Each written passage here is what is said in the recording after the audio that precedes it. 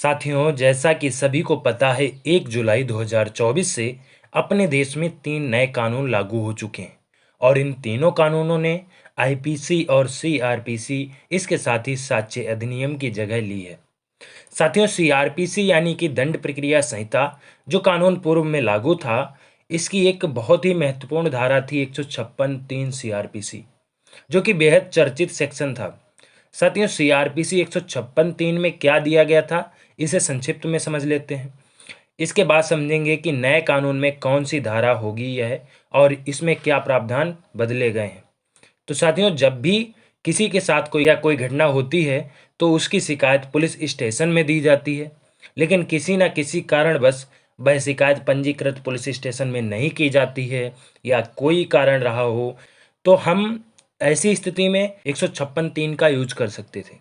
इसमें किसी भी मजिस्ट्रेट को यह पावर दिया गया है इस धारा के अंतर्गत कि वह मजिस्ट्रेट जांच का आदेश दे सकता है।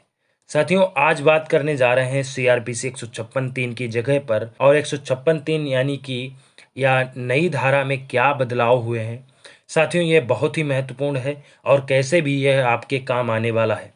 तो साथियों, नए कानून में भारतीय दंड प्रक्रिया की धारा 156(3) की जगह पर बीएनएसएस की धारा 175(3) हुई है, यानी कि 156(3) अब 175(3) सेक्शन हो गया है।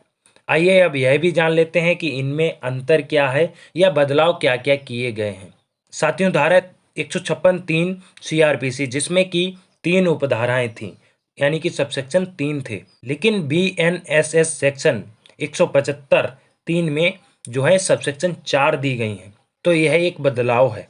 इसके साथ ही 156(3) की पहली उपधारा और 175 सेक्शन की पहली उपधारा सेम है, इसमें कोई बदलाव नहीं किया गया है। साथियों, 156 सबसेक्शन 2 में क्या बदलाव है, आइए यह भी जान लेते हैं। साथियों, 156(3) की उपधारा 2 जो है यह कहती है कि कोई पुलिस अधिकारी जो जांच करता है उस पर कोई भी सवाल नहीं उठाया जाएगा और यही सब एनएसएस सेक्शन 175 की उपधारा 2 में भी दिया गया है, यानी कि इसमें कोई बदलाव नहीं किया गया है। आइए साथियों, आज बात करेंगे 156(3) के बारे में, इसमें क्या बदला गया है। तो साथियों, सेक्शन 156(3) कहता है कि वह मजिस्ट्रेट जो 190 सीआरपीसी सेक्शन के अनुसार यह शक्ति रखता है कि वह विवेचना का आदेश कर सकता है। यह तो 156(3) को भी देख लिया और इसमें क्या कुछ बदला है। तो बीएनएसएस 175 सबसेक्शन 3 यानी कि 175(3) कहती है एप्लीकेशन के साथ एफिडेविट भी अब मान्य होगा और एप्लीकेशन व एफिडेविट पर मजिस्ट्रेट विचार करेगा। इसमें कोई प्रकार की या किसी भी प्रकार की जांच की आवश्यकता तो नहीं है और मजिस्ट्रेट के द्वारा जांच जरूरी समझी जाती है तो वह जांच का आदेश दे सकता है, जबकि 156(3) में इस प्रकार का कोई प्रावधान नहीं दिया गया था। तो इस प्रकार से यह एक बहुत बड़ा बदलाव है। इसके साथ ही आपको एप्लीकेशन के साथ जो एफिडेविट जाएगा उसमें क्या लिखना है, यानी कि उसमें एफिडेविट में यह सब मेंशन करना होगा कि आप कब अपनी शिकायत पुलिस स्टेशन में दिए हैं और उसके बाद आपने कब एप्लीकेशन जो है एसपी महोदय को दिया है या किन किन अधिकारियों के पास आपने एप्लीकेशन दी है और किस माध्यम से दी है। इन सभी बातों को उसमें मेंशन करना होगा। साथियों, 175 सबसेक्शन 4 यानी कि 175(4) को जान लेते हैं कि क्या कहता है। तो 175(4) में कहा गया है कि कोई ऐसी एप्लीकेशन जो कि सरकारी सर्वेंट के विरुद्ध है और उस घटना के समय वह ड्यूटी पर था जिसके विरुद्ध है, तो ऐसे में मजिस्ट्रेट को सरकारी सर्वेंट के उच्च अधिकारियों द्वारा रिपोर्ट मंगाई जाएगी और इसके साथ ही यदि सरकारी सर्वेंट के बयान के बाद मजिस्ट्रेट को लगता है तो वह जांच के आदेश दे सकता है।